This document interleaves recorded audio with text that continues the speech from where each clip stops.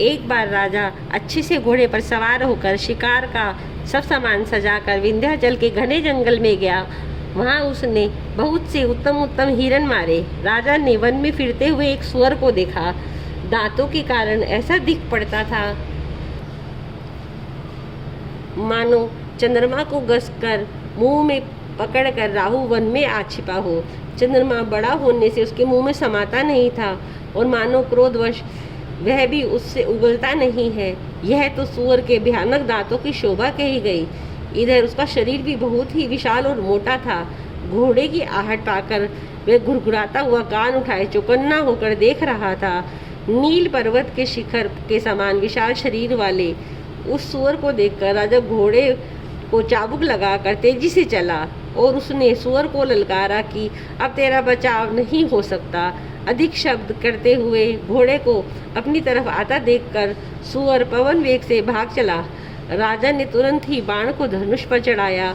सूअर बाण को देखते ही धरती में दुबक गया। राजा तक तक करके तीर चलाता रहा, परंतु सूअर छल से अपने शरीर को बचाता जाता। वह पशु कभी प्रकट होता, कभी छिपता हुआ भागा जाता। राजा भी क्रोध के वश उसके पीछे लगा चला जाता था। सूअर बहुत दूर ऐसे घने जंगल में चला गया जहाँ हाथी घोड़ों का निवाह नहीं था। राजा बिल्कुल अकेला था।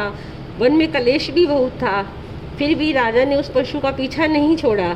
राजा को बड़ा धैर्यवान देखकर सूअर भागकर पहाड़ की एक गहरी गुफा में जा घुसा। उसमें जाना कठिन देखकर राजा को बहुत पछताकर लौटना पड़ा, पर उस घोर वन में वह रास्ता भूल गया। बहुत परिश्रम करने से थका हुआ घोड़े समेत भूख प्यास से व्याकुल राजा नदी तालाब खोजता खोजता पानी बिना बेहाल हो गया। वन में फिरते फिरते उसने एक आश्रम देखा।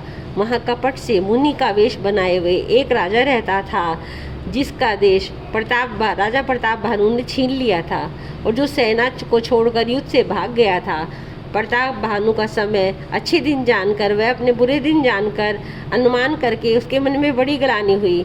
इससे वह न तो घर गया और न अभिमानी होने के कारण राजा प्रभु प्रताप भानु से ही मिला। दरिद्र की बाती मन ही में क्रोध को मारकर वह राजा तपस्वी के वेश में वन में रहता था। राजा प्रताप भानु उसी के पास गया। उसने तुरंत पहचान लिया कि यह प्रताप भानु है। राजा प्यासा होने के कारण व्याकुलता में उसे पहचान न सका। सुंदर वेश देखकर राजा ने उसे महामुनि समझा। घोड़े से उतरकर उसे प्रणाम किया, परंतु बड़ा चतुर होने के कारण राजा ने उसे अपना नाम नहीं बतलाया। राजा को प्यासा देखकर उसने सरोवर दिखला दिया। हर्षित होकर राजा ने घोड़े सहित उसमें स्नान और जल पान किया। सारी थकावट मिट गई। राजा सुखी हो गया। तब तपस्वी ने उसे अपने आश्रम ले गया और सूर्यास्त का समय जानकर उसने राजा को बैठने के लिए आसन दिया। फिर वह तपस्वी कोमल वाणी से बोला, तुम कौन हो? सुंदर युवक होकर जीवन की परवाह नहीं करके वन में अकेले क्यों फिर रहे हो?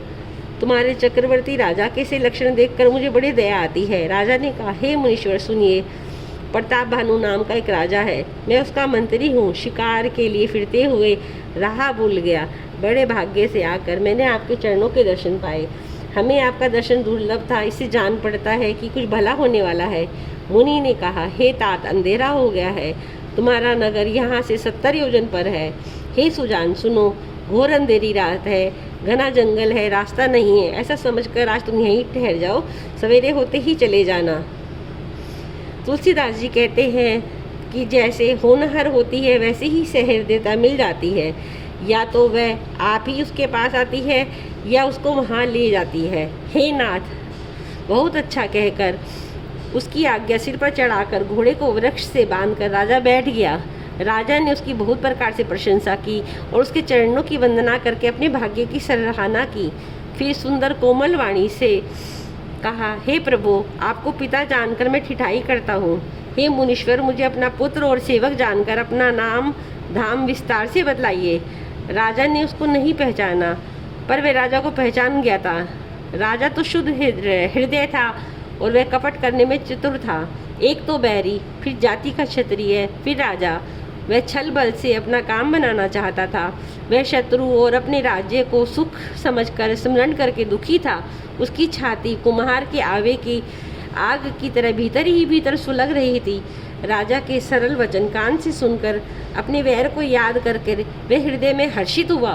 वह कपट में डुबोकर बड़ी युक्ति से कोमल वाणी बोला, हमारा नाम भिखारी है क्योंकि हम निर्धन हैं और अनिकेत घर द्वारहीन है। राजा ने कहा, जो आपके सदृश विज्ञान के निधान और सर्वथा अभिमान रहित होते हैं वे अपने स्वरूप को सदा छिपाए रखते हैं, क्योंकि कुवेश बनाकर रहने में ही सब तरह का कल्याण है। प्रकट संत वेश में मान होने की संभावना है और मान से पतन की। जय श्री राम।